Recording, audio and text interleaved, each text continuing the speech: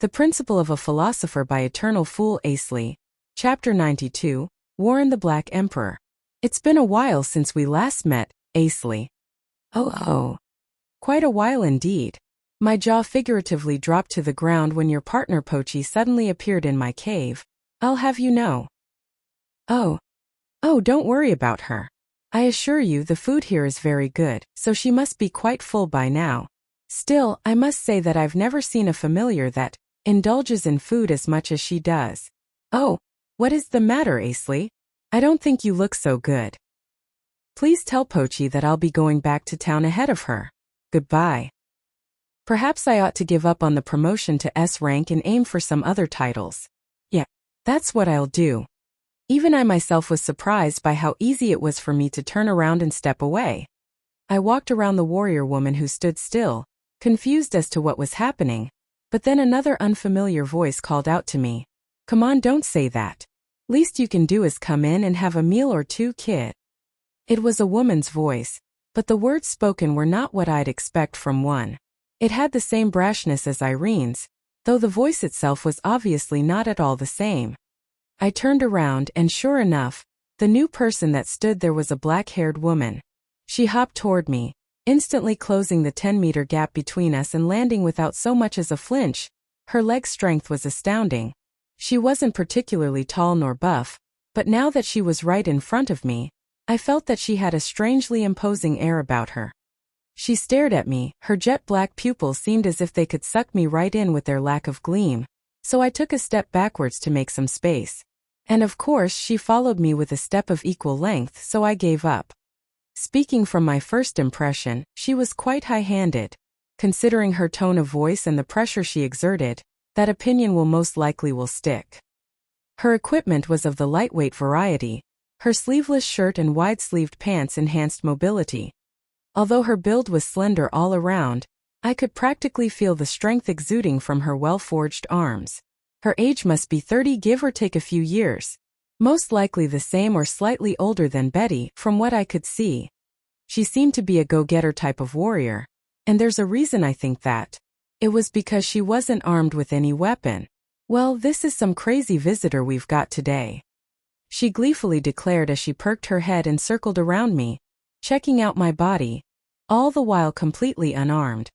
Even Warren, now that he'd gotten closer to me, was also more or less surprised by how I looked. That is quite an interesting transformation, I suppose. Since when were you a warrior, Asley?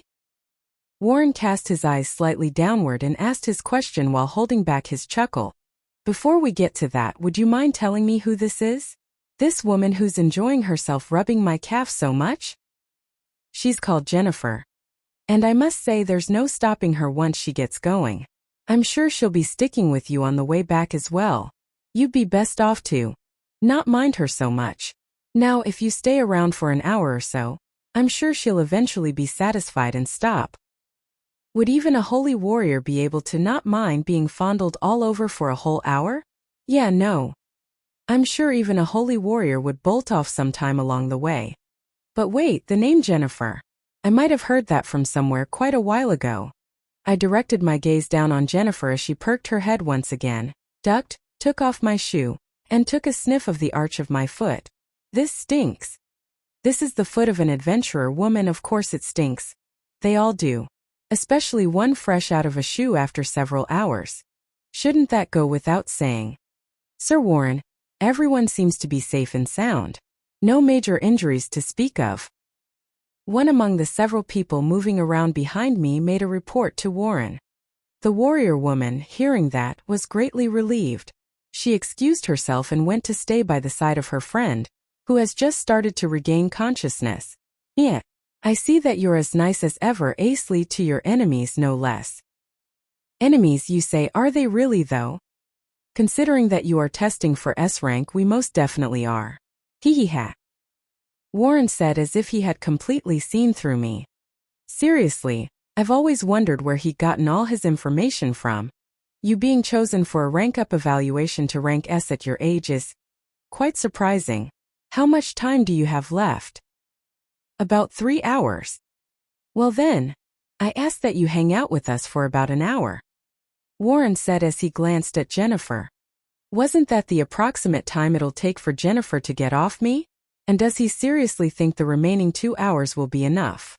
Yeah, looks like I'll have to give up on that promotion. Knowing Warren, he probably had a good reason to be this pushy, so it'd be unwise of me to refuse him outright. For now I'll listen to what he has to say, and then maybe I'll go back to train with Tu some more. With things roughly planned out in my mind, I walked with Warren into the cave, in accordance to his invitation. All the while, Jennifer clung to my thigh muscles like a permanent piece of armor. Everyone, you do well to remember this man's face. I have plans for him to potentially be part of the army's activities. Yes, sir. After informing the warriors and the mages at the entrance, Warren went inside. The army, he said. So that's it. I'd guessed as much when I'd seen one of the warriors' titles, and it turned out to be as much trouble as I'd expected. They were the resistance. Warren, seeing me keep silent while following him, crossed his arms behind his back and proceeded to speak. I assume you haven't heard of me yet? Of what I've been up to lately, I mean. I figured you'd explain everything during the time I'm here, so. Yeah. Back when I was in school, I swear, you were the only thing there I couldn't quite get a read on. Oh, I mean, there were many aspects of you that I'd understood easily, but now this brings back memories. I must admit, everyone was so worried when they'd heard of your arrest, but I could barely hold back my laughter. By everyone, Warren was probably referring to the student council at the time. And Warren laughing at the top of his lungs? I would have loved to see that.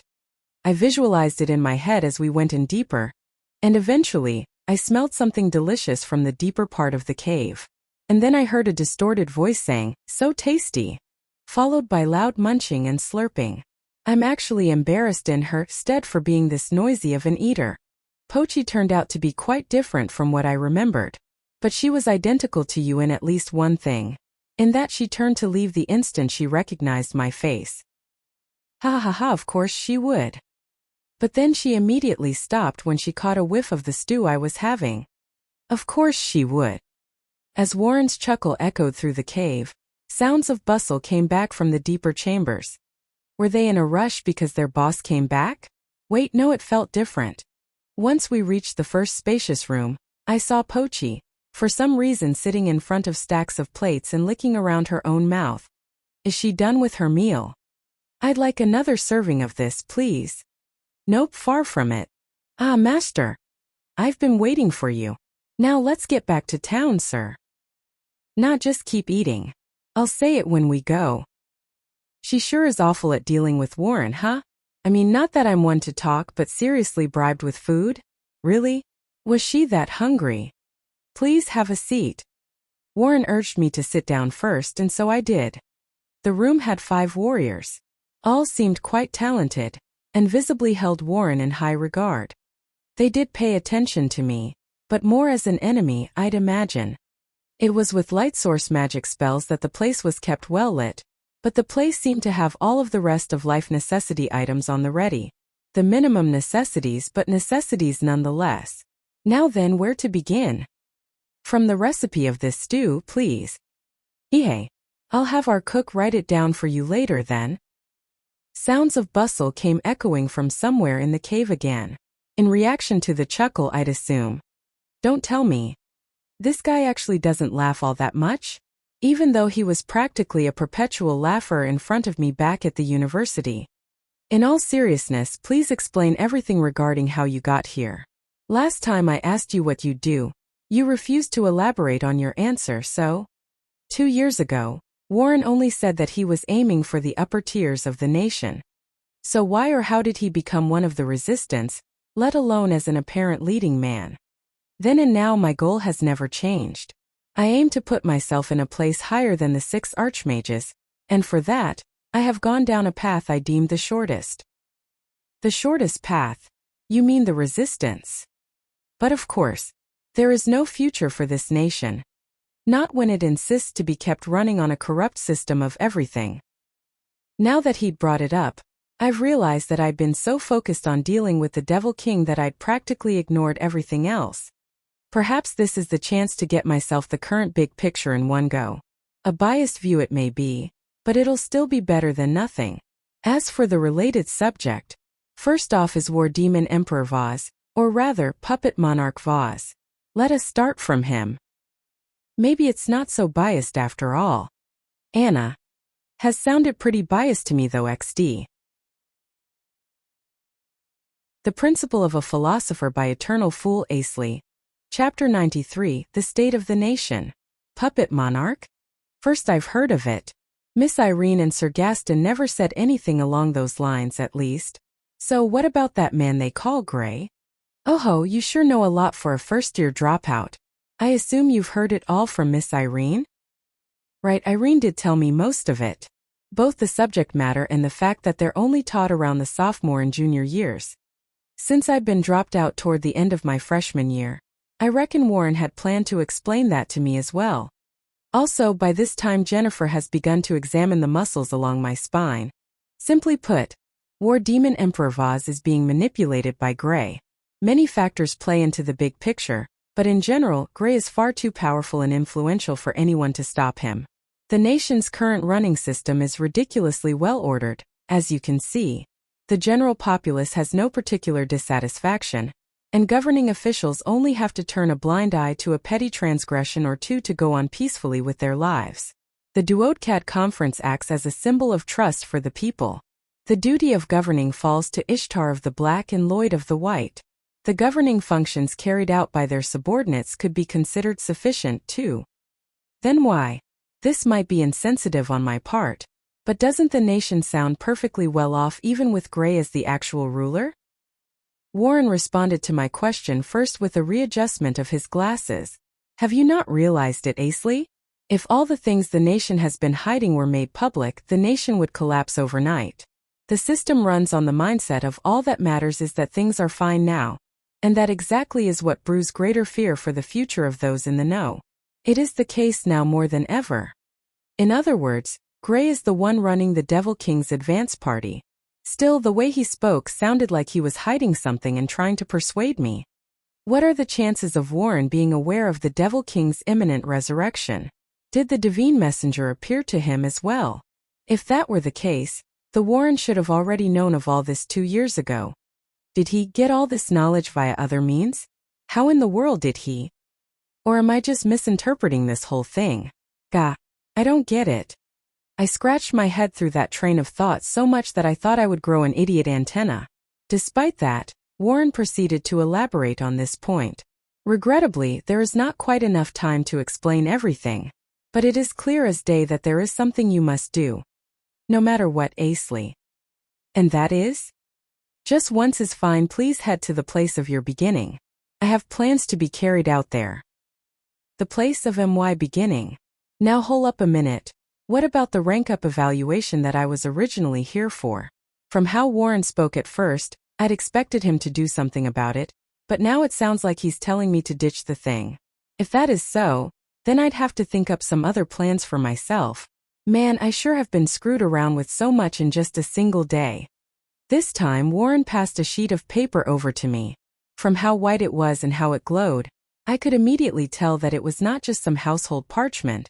What's this? An artifact I crafted.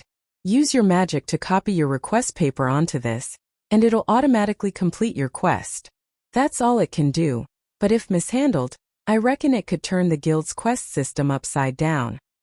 Well, this thing does sound quite convenient. Not quite. The most we could do is see beforehand when the request for our subjugation is issued. If the ones who come aren't our enemies, then it is part of my job to make it so that neither parties are hurt. Well, we could do away with the more simple subjects with some gold, but this time our opponent is out of our league, so to speak. Considering that the Duodcat Conference is moving forward for our destruction now, we'll have to relocate as quickly as possible. We plan to depart shortly after you leave here today, Asley. I know your headcount is low, but why? Don't you have any other place to hide? All will be revealed at the place of your beginning, Asley.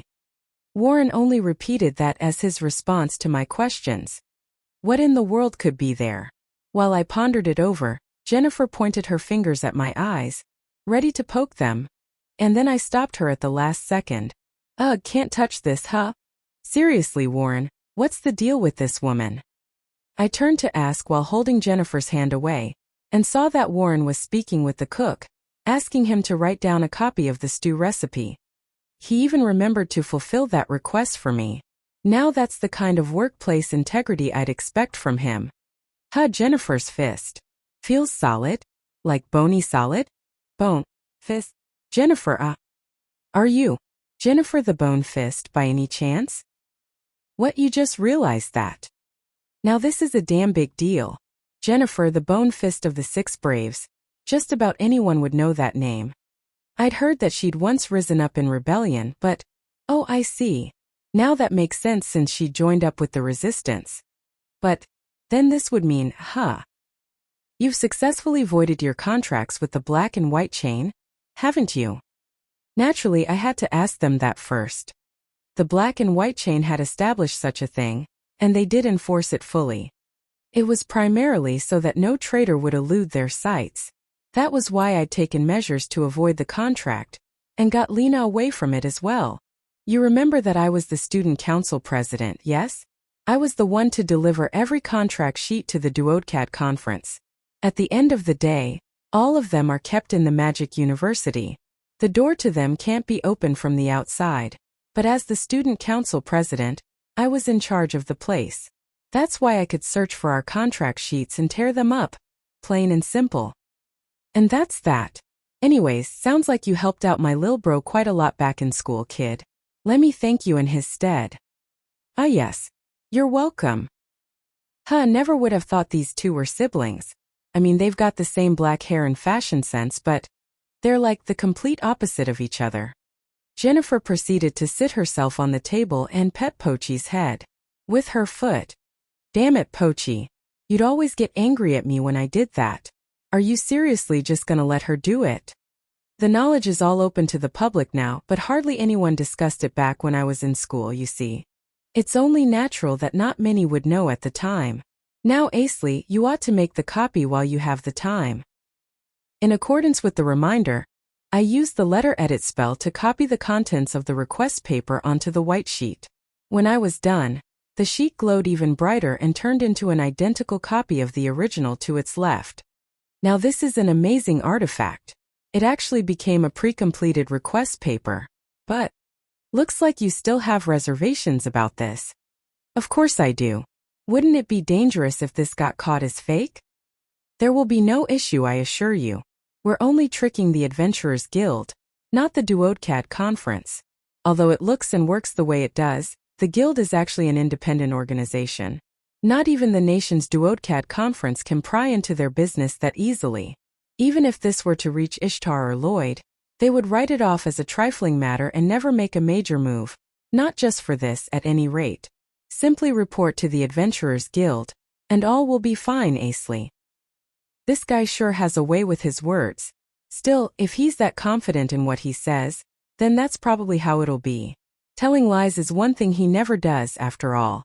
Some parts omitted, yes, but never outright lies. I rolled up the new request paper, and also the stew recipe, and stood to leave. The whole conversation had taken a few minutes under an hour. It was just about the right timing for me to return. Anna, I want that recipe too. First I notified Jennifer, who seemed quite satisfied at the sight of sparkling empty stew plates courtesy of Pochi's licking, before grabbing the half-asleep doggo by her neck and notifying Warren of my leave. One last thing, Asley. What is it? We may live like this now, but it would do you good to know that we were of aristocratic origins. Quite a long-standing household, as a matter of fact, but it all collapsed 10-odd years ago. Okay. Fulbright. I ask that you remember our name. The Fulbright household. I still have no idea what he meant to tell me, but sure. I'll remember it. It had been an hour that gave me more questions than it did answers, but I did feel a stroke of nostalgia upon my long-awaited, albeit unexpected, reunion with Warren. We went outside with Jennifer, who offered to see us off, and then I apologized to the 6 guards, who were now back in perfect shape, for the record before leaving the Resistance's hideout behind. Astride the gigantified Pochi, I asked her the biggest question I had in my mind as we were on our way. Say, Pochi, you got any idea what he meant by the place of my beginning? Wouldn't that be where you set out on your journey from, sir? Wait, that's it. The Principle of a Philosopher by Eternal Fool Asley. Chapter 94, Congratulations. After a 10-odd-minute ride on Pochi, we were back in the royal capital regalia. First things first, we headed straight to the Adventurers Guild and reported the completion of the quest. Again, I'd expected them to doubt my results and get me arrested, but it went like Warren said it would. It went through without any difficulty. Furthermore, I was rewarded with the completion fee of 20,000 gold, and lavish praise from the receptionist lady. I doubted for a second that everything was proceeding so well, but then I remembered my experience working with Warren back at the Magic University. Almost everything helmed by him had gone smoothly. Once things at the guild were all set, we rushed to the cathedral once again. There we were welcomed by one of the 6 braves, Jacob, who had been waiting with quite a sour look on his face. It was because of the proof of quest completion in my right hand. The guild did not issue such papers to adventurers in most cases, but they had to for mine since I'd received the job from a third-party source. Well, I'll be damned. Never thought you'd be back this soon. And what should we do with this gold dash? Keep it. You did do the job after all. Jacob now spoke in quite a harsh tone, in contrast to before. I could practically feel the stress he exerted, which made me wonder if this was what it would be like if unpleasant emotions were converted to arcane energy. Man, from what I've seen so far today, some of the 6 braves might not be that big of a deal after all.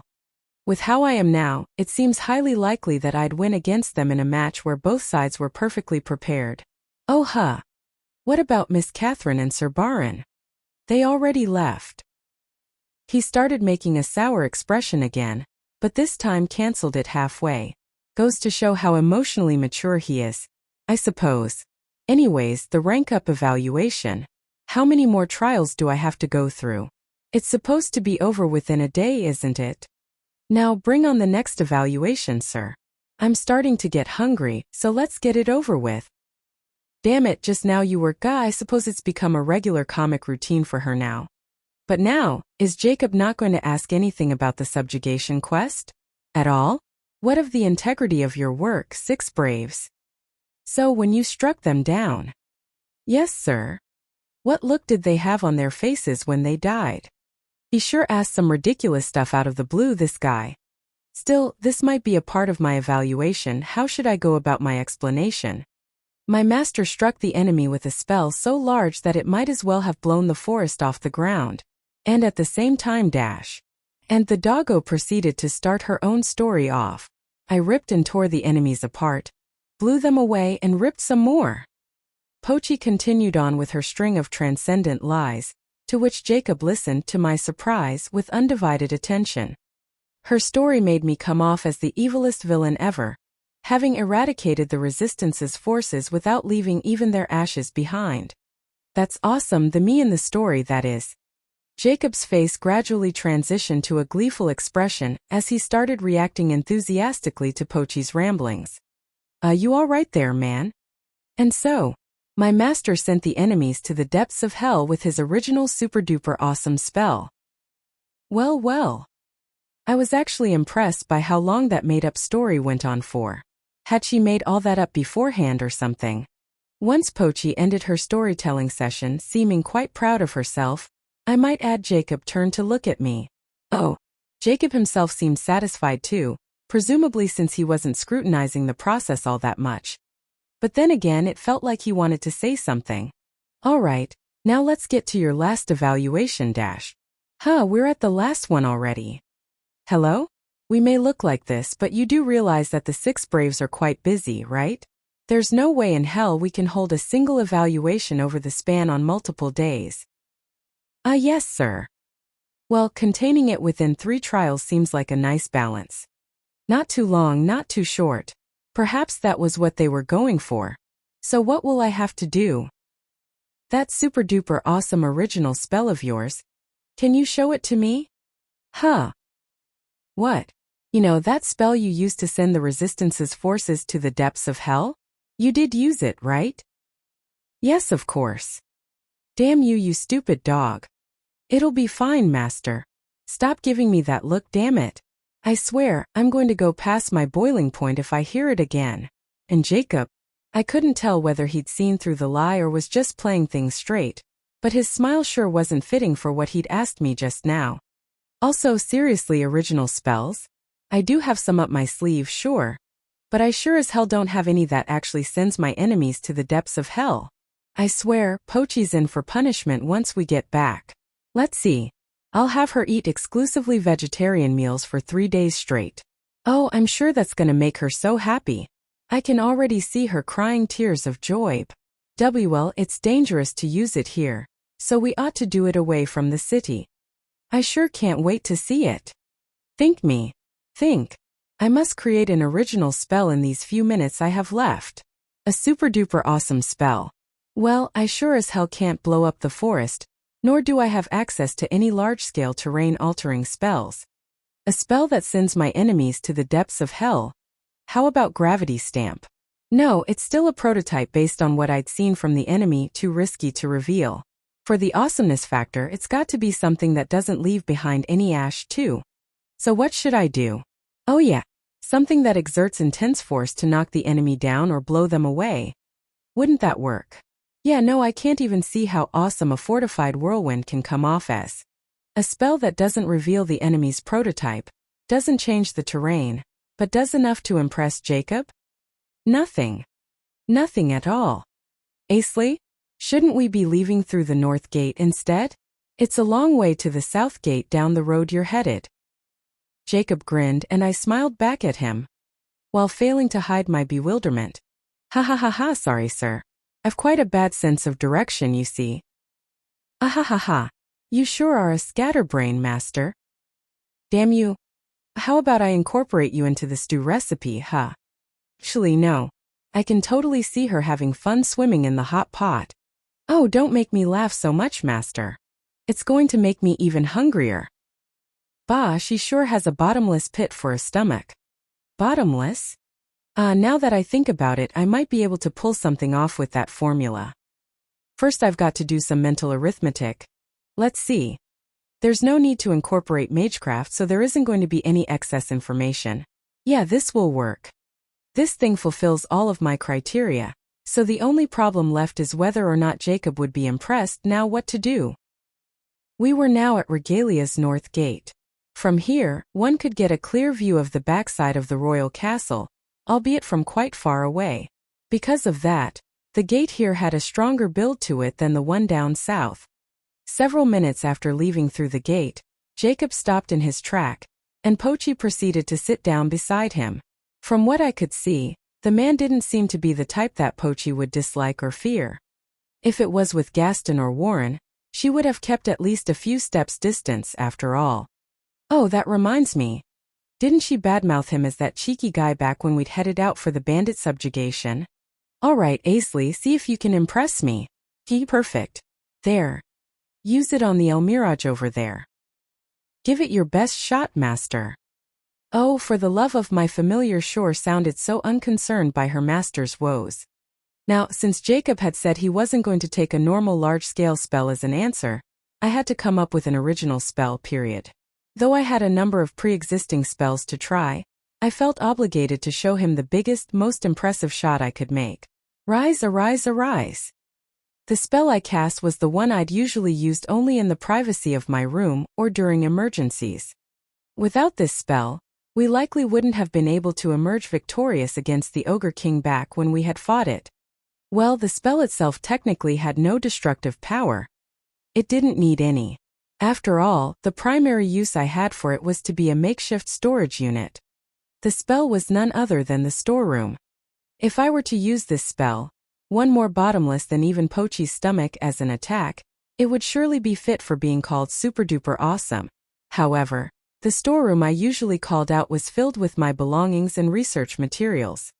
So this time I had it open a link to a different space, and also applied speed and direction formulas onto its casting. Carrying out only those steps would cause it to suck in absolutely everything in its path, however, so I didn't forget to apply a range limiter formula as well. It's done. Surely this would be enough to impress him, would it not? Keep your eyes peeled, Sir Jacob. Behold. Gate Eater. The spell, invoked via an airborne circle tracing, went flying at the Almiraj as it drew near. The next instant, without so much as an indication, the Almiraj blinked out of existence. What dash? Ooh, that's amazing. Huh, that's strange. I designed it as a darkened, distorted airspace to be shot at the Almiraj. Sucking it in, the spell should have looked that elaborate, but Royal Capital Regalia Adventurers Guild. The evaluation process was a lot simpler than I expected it to be, sir. And you should have looked at how far Sir Jacob's jaw dropped down. Now that was priceless. It's strange, though. How did the spell end up looking like that? It eats way too much MP too, so it's gonna be too dangerous to use in actual combat, you know? How much MP did it cost, sir? Should have been about 5,000. Oh no, that's an extremely inefficient spell if ever I've seen one, sir. Anyhow, you did pass the rank S evaluation, so let's go all out tonight, sir. Alright. I've got to go buy tons of veggies. Just for her. The Principle of a Philosopher by Eternal Fool Asley. Chapter 95, A Reunion. At the Regalia Adventurers Guild, by the time I was getting tired of Pochi's incessant crunching of vegetables and occasional screams resulting from their taste, the entrance's doorbell rang. All the adventurers in the establishment gave that direction a pressuring stare, as if it was a ritual for each time the door was opened. Well, I suppose this could be considered normal, but it didn't happen quite as often back in Bylania. Perhaps it was thanks to there being an abundance of adorable ladies like Natsu, Lena, and Haruhana as our regulars. The one who had entered, unfazed by what was happening, nonchalantly headed straight for my table. Judging from the look on her face, it seemed that things had gone well. Congrats, Betty. Piece of cake, right? Hoo-hoo, you could tell. But it wasn't exactly easy, you know? You don't say, so who was your examiner? Someone who's especially good at dealing with you, Asley. Betty shot me a wink. What did she mean by good at dealing with me? Oh, so it was Sir Gaston then. Right? He was such a handful, I tell you. Oh, and I got to see Fuyu again after quite a long time, so that was nice. She was there too? Anyone else? Huh, just her. Who else? Oh, excuse me. Some ale over here. Betty turned abruptly to make her order, and then snapped right back. I see. I was the only one who had to deal with 3 of the 6 braves, huh? What an inconsistent system this is. With that said, I was still curious about Betty's evaluation process. Let's see if I can drown away all my dissatisfaction with food and drinks as we talk. So, what did you have to do for the test? Well, since Sir Gaston already knew me, he just said, oh, it's nothing much. Just show me how much you've improved, and brought me out through the west gate to where the giant monsters are. Had me deal with this thing called the Diaminotaurus. The best I could. He said dash. By the time she said that, the waitress came to our table with our ale. Anyways, Betty here sure is good at impersonating Gaston, huh? Come on, let's drink. Show crunchy. And why's Pochi munching on the veggies like there's no tomorrow? It's something like a punishment game. Don't worry about her. So about time now. You bet. Cheers. The tankards rang with a nice metallic clang. I usually wasn't so hot on alcoholic drinks, but on this occasion of course I had to have some. Yet, even after 5,000 years, I had never managed to get accustomed to this burning sensation slithering through my throat. I still wouldn't argue that they were the perfecting thing for celebrations though. Yes, celebration, huh? Right, times like this don't come around often. I better order some meat and milk for Pochi too. And so I had to fight that Diaminotaurus without knowing any magic that you'd usually use to take it down.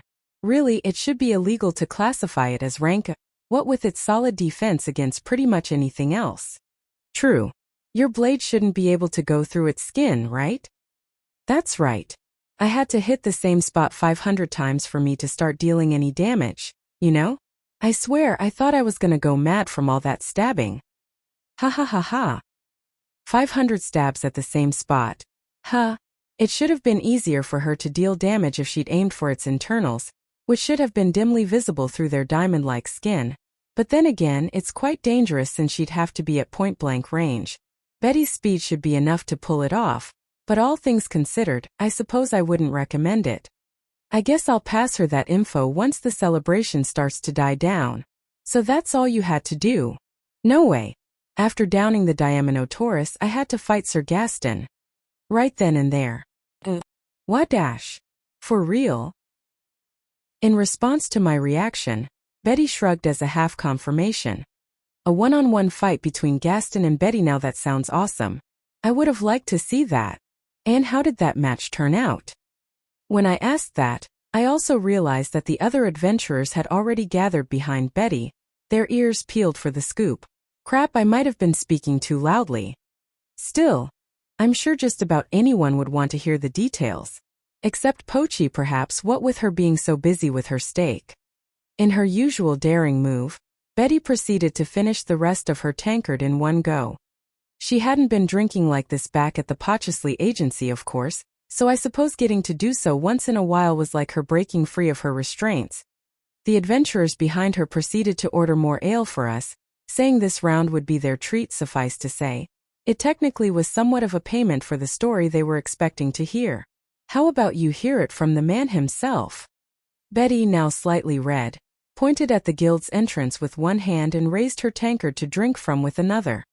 Before the rest of us even turned to the door, a voice called out from the counter, "Es Sir Gaston?" Now we turned, and sure enough, Gaston was there, walking in with one hand resting on his staff. Well, I'll be damned. We might have been too absorbed in the conversation to notice his arrival. Amid the escalating commotion within the establishment, Pochi's body started to twitch. Hearing the name Gaston repeated over and over all around her, she covered her eyes with her front paws. Gah, the meat sauce has gotten all over her fur. I'll have to wipe it off for her later. As Gaston slowly walked in, his staff clicking on the floor with each step, I could see a girl following closely behind him. Now, who could that handsome lady be? With her pale, almost pure skin, and the sharp look of her eyes, her presence among the crowd was as prominent Gaston's. Suddenly, Pochi's nose twitched. Then she took her paws off her eyes and stood up. Gah, now the sauce has gotten on the floor. I'll have to wipe it off now. This smell, is that you, Fuyu? Long time no see. Say what? Wait, no, now that I've been told. I could sense the warm and gentle air distinct to Fuyu behind that sharp glare of hers. Her outward appearance was what I'd imagine a grown-up version of her would look like, too. But wait, no. I mean, are girls supposed to change that much over the span of just 2 years? Even Lena hadn't changed that much, so. While I was stunned by how great the degree of change that was, Betty proceeded to poke on my cheeks. Asley? What's wrong? I's looking a bit wide there, you know?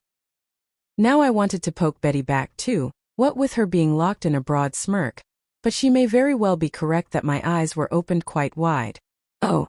Fuyu, casting her eyes down and trying not to draw attention while walking behind Gaston, seemed to have noticed me looking, as apparent from her hurriedly hiding herself behind Gaston's legs.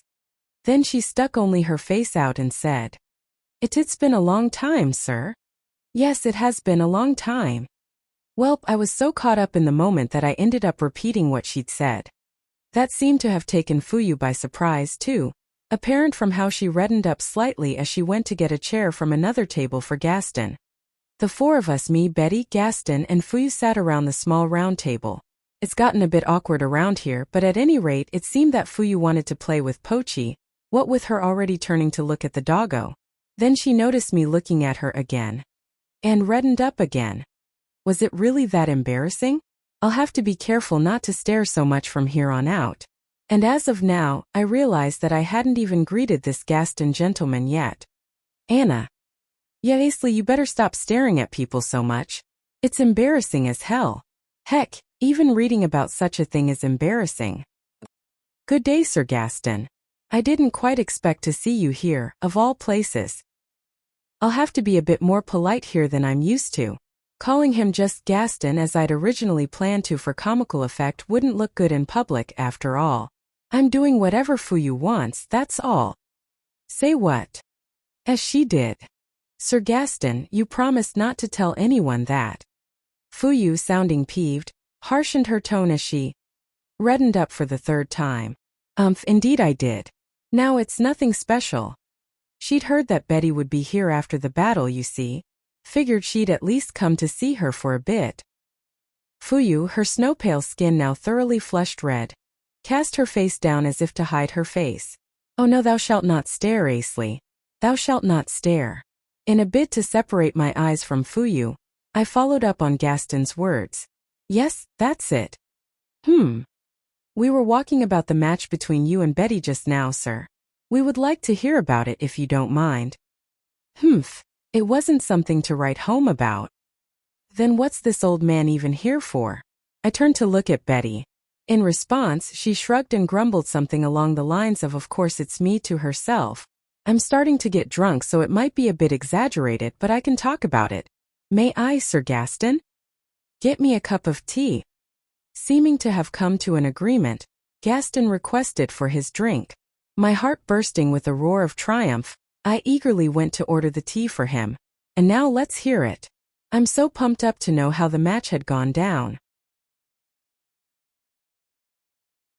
The Principle of a Philosopher by Eternal Fool Asley. Chapter 96, Betty and Gaston. Haha, phew.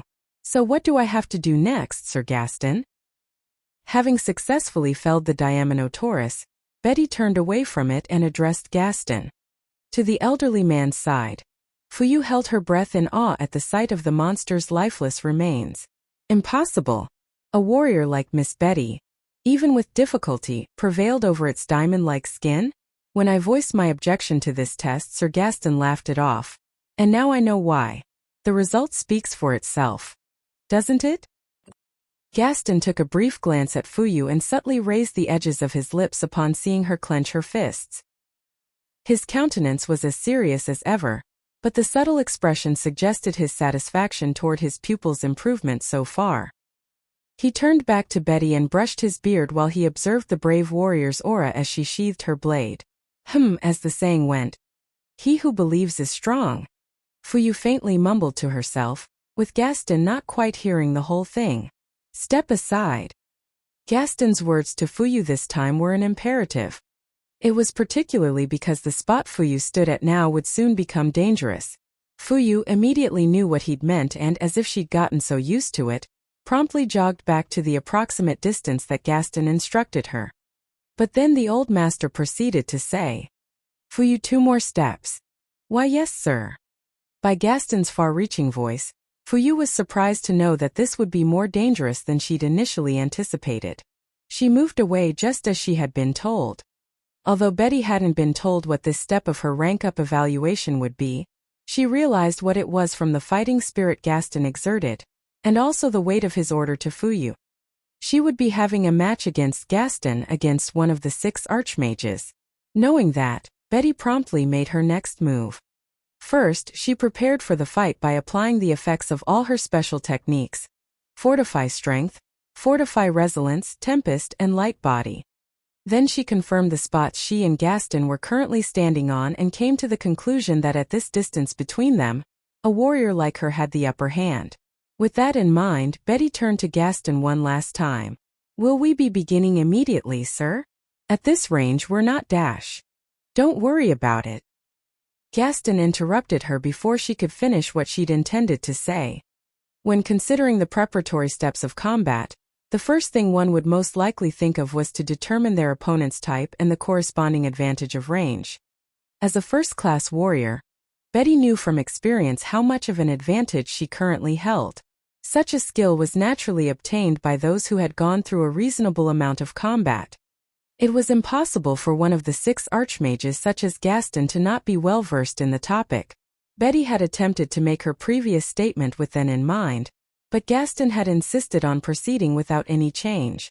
Which meant that Sir Gaston considered the gap between his abilities and mine to be that great. Is that it? He had been making fun of her, or so Betty thought as she ground her teeth and propelled herself forward, aiming to close the gap within one bound. Mages were weak against warriors when pitted against the latter in close combat. Practically anyone was aware of that unwritten fact. Moreover, the fight had commenced with Betty's dash. With her having the head start, Gaston could even consider it a sucker punch. Yet Gaston showed not even a sign of him making a move. No defense, no counterattack, no circle drawing. No revving up his staff for swift magic. Although Betty had her doubts, she ultimately couldn't afford to let this perfect opportunity slip by. Not my fault that you underestimated me, sir. Apologies in advance if you end up getting hurt. Mid-rush, she quickly drew a blade from her leg sheath. So quickly, in fact, that Fuyu almost screamed.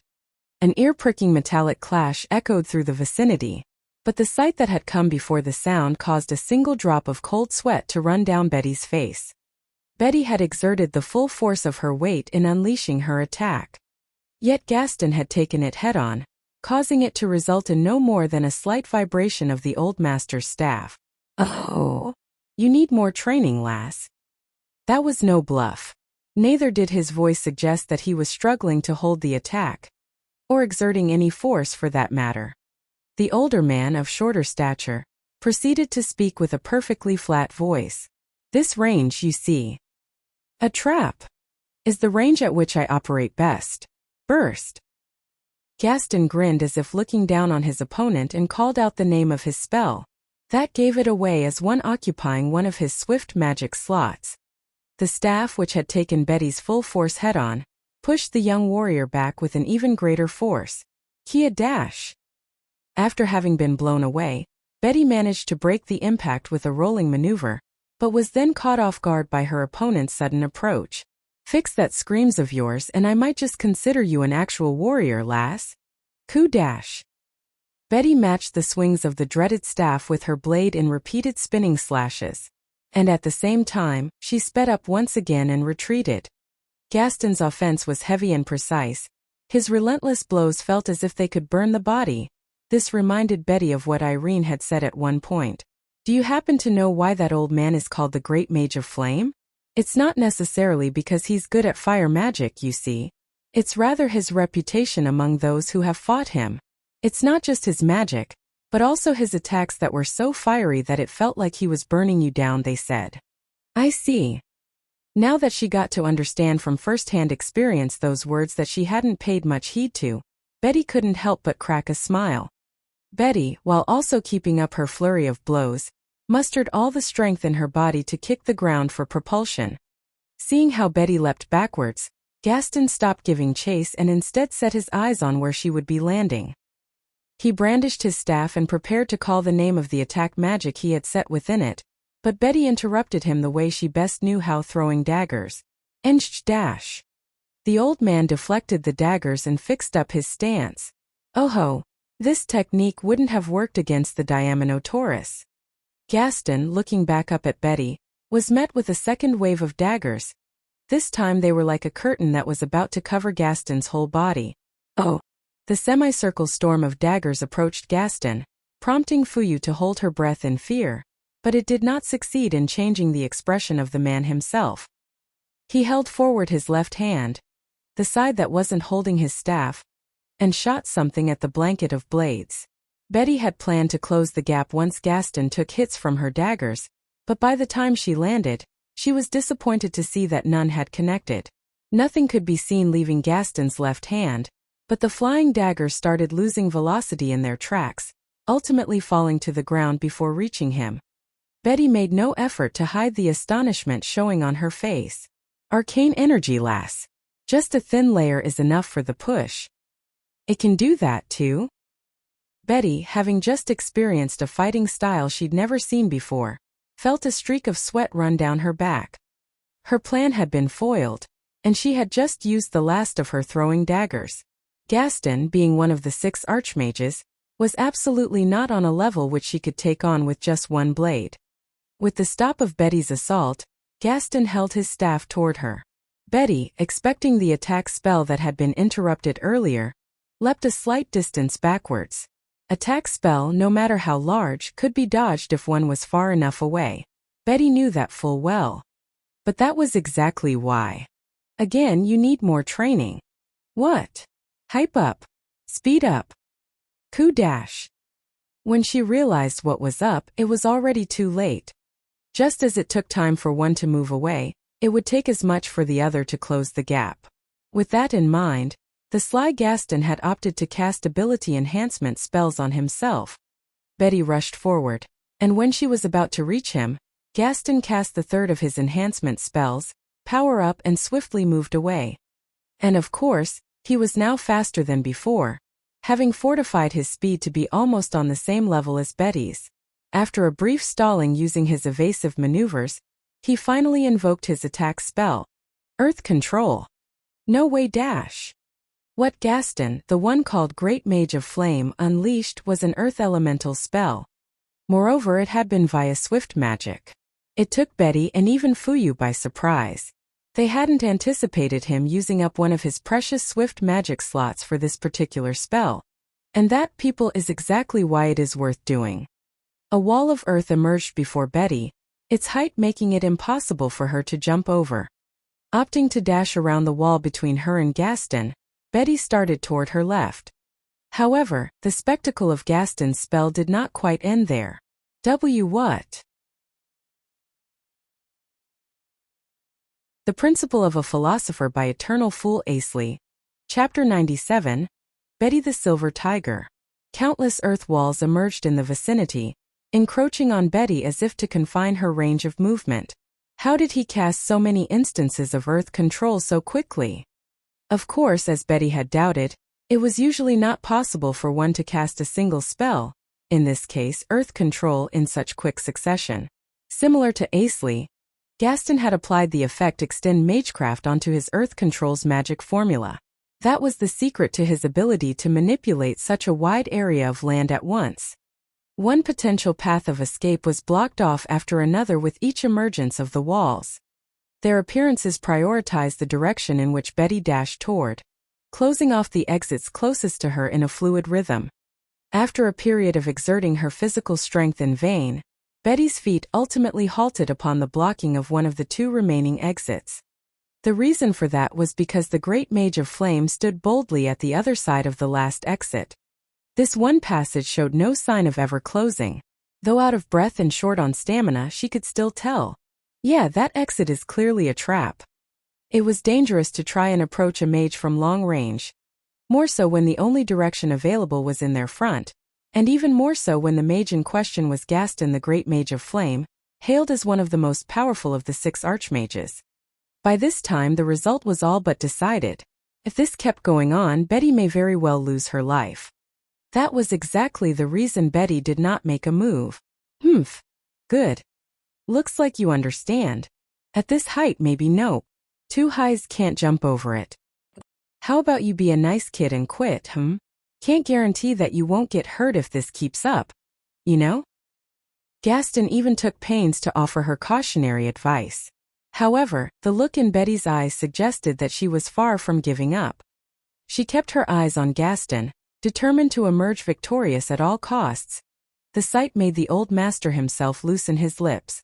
Kudash. First Blazer, then Bruce, and now this Betty lass.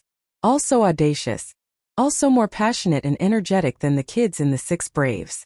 Goes to say how far the Duodcat Conference's quality has gone down the drain, I suppose. Those eyes, she has the eyes of a ferocious tiger. Ha. The young man sure has gathered quite a lot of interesting people around him. Oh. Is something the matter, sir? No, it was nothing. He had grinned on a random impulse, but promptly stopped his mouth in order to hide it. By this time, Fuyu had already made it to a safe distance from where she could still observe Betty. Once she saw what was up, she wasted no time to shout to Gaston. Please stop this, Sir Gaston. If this goes on, it will be beyond what you would consider an evaluation. And that's what she said. So, you still plan to keep doing this? In response to that, Betty wiped her mouth once and grinned. Simultaneously with that, Gaston raised the corner of his lips, this time without even being subtle. For the record, I'd rather that you don't. He proceeded to draw up a spell circle, prompting Fuyu to cover her face with her hands. Betty waited for the spell to be invoked, to get a read on its timing. The very moment the circle was finished, that was when Betty would make her move. Gaston knew, of course, and was banking on it being true. Considering what both of them were capable of in the current situation, Betty had but a single way of survival. Namely, the Diaminotaurus corpse. While Gaston had been cornering Betty with his dirt walls, He had also gotten the giant monster's body caught in the enclosure. He knew that this would provide Betty with the means necessary for her to pull through. Her figuring that out was the true content of the rank-up evaluation. Betty and Fuyu have not realized it yet, but Gaston had done what he had been doing so far with the expectation for the former to figure out a way. If Betty was to hide under the monster's body at the right timing of the spell's invocation, she would have the opportunity to strike while Gaston had to wait for his next spell. That was because, during that wait, Gaston had no access to reliable methods of neither attacking nor escaping, and that all the walls would be destroyed by his heavy-hitting spell. See if you can find yourself a solution through this, lass. Now. Heavens, vermilion. Vermilion flames slithered into and danced within the perimeter of the dirt walls, then when left with no horizontal space to cover, rose up to the sky. Fuyu, feeling the heat hit her face, reflexively stepped backwards. The burned walls had turned brittle, they cracked and broke apart, their dust blown away by the wind. However, what Gaston caught sight of amid the bitter orange radiance of the heat wave was not Betty's solution, but rather her true value. Engage. Betty had, as anyone would have expected, used the Diaminotaurus' dead body. However, it was not for defense but rather a setup for a counterattack. Gaston felt something of a hot blade poke the rear of his neck. He smelled burnt leather and metal. He heard a parched breath with a subtle resemblance to a wild beast. Betty had succeeded in circling around to get herself behind Gaston, despite clearly having received a great deal of damage herself. Phew. How was that, Sir Gaston? The tables had turned at the cost of having to endure the scalding of her face and the burning of her lungs. Betty's voice, turned quite masculine from the damage to her throat, resounded in Gaston's head. So you've managed to launch a counterattack from that. I'll admit that I never expected this. Gaston took a look at the now empty air space in front of him and deduced what had happened. The Diaminotaurus body had been moved to one side of the walls, as apparent from one burnt spot looking different from the rest. The large-scale spell he had unleashed, Heaven's Vermilion, had covered the whole ground within the enclosure. Betty would have avoided all of the damage if she had hidden herself under the monster's corpse. However, she had opted to use it as a shield while she had her back against one side of the wall, enduring her way through the attack. And then, when the walls had turned brittle from the fire, she had used her seventh lunge to destroy it and break herself out. Successfully working herself around the wall, she had in turn succeeded in closing the gap between her and Gaston, and then launched a surprise attack. This lass, how bold can she get? Although it was brief, she did take that big of a spell head-on. Scratch that. How did I even let my weakness be exposed through the use of my fire magic of all things? Fire-attributed spells, especially large-scaled ones, usually were used for the annihilation of one's enemies, but this time it hadn't been used with the intention to kill. Still, almost no one would be left alive if they took it head-on, provided that the attack was consistently maintained. Betty had exploited the situation to her advantage. You realize that if I didn't use a fire spell under this specific circumstance, you would be dead by now, right? That hits close to home, sir. I actually expected it to be fire. Didn't even have a plan for anything else. Hehehehe. Way to work herself around the limitations of the situation. By this time, Fuyu has also gotten a grasp on the big picture. Since she had missed the moment when the tables had turned, she was now staring at the current situation in disbelief. Amid the burnt ground and smoking air, Gaston was stuck in front of Betty with the blade of her dagger on the base of his neck. By the time the blade cooled down, he took one breath in and out of his nose, tickling Betty's hand. I suppose that does constitute a passing grade. Come again. Betty raised one eyebrow at Gaston's arrogantish statement. She had received a passing grade despite having been losing so badly for the most of it. What could be the action she had taken that satisfied the old master? That one doubt ran through Betty's head, almost driving her to move her blade closer to Gaston's neck. However, her movement was restricted by an unknown force. Oh? Can't move. Fuyu, observing from afar, elaborated on what it was that had snatched away Betty's control over her body. It's the hexa boundary. It was being kept active with the craft circle under Gaston's feet. Both Gaston and Betty were caught within the perimeter of its effect. Oh come on, you saw through this as well? I didn't. But it makes sense for me to have something on the ready, doesn't it? The blue light gushed forth from the circle and streamed through one of the surrounding stakes to the next. But aren't you caught in this as well, Sir Gaston? Heh. You expect a practitioner to be done in by his own magecraft. Gah! Gaston calmly moved away Betty's blade and then walked out of the boundary. His escape from the hexa boundary was the decisive move of this match. With that, the great mage pointed one end of his staff at Betty, who had no means of making another move. And that's the end of it. Thank you, sir. The curtains of this battle closed with what could be considered Gaston's total victory. And it could be considered a match that yielded many lessons worth of consideration. Not only to Betty, but to Gaston as well. Fuyu recovery magic on Betty. Yes, sir. Fuyu instantly rushed over, and Gaston disengaged his hexa boundary to make way. Although Betty had lost, she had a refreshed, satisfied smile plastered on her face, as she had successfully gotten Gaston to recognize her name. You're tuning in to the Li Mei's Wuxia Whispers YouTube channel. We're so grateful for your support, and don't forget to subscribe to join us on this incredible journey through captivating stories. Your generosity through donations truly makes a world of difference, as it's the primary source of revenue that allows me to expand and enhance this channel for you. Thank you from the bottom of my heart for being a part of this adventure.